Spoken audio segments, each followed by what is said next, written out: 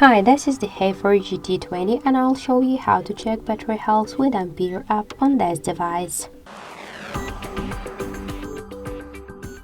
So open first the Play Store app and in the search will enter the Ampere.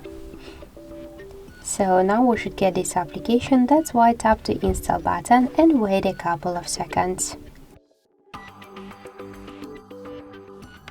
So after that, just tap to open the app, click yes I agree, be close and tap to OK, and we could see here information about our battery health, and in my case battery is in a good condition. And also we got here more information like the battery capacity, model, Android version, temperature and more other info. So that's it, thank you for watching, and if you like this video leave thumbs up and subscribe.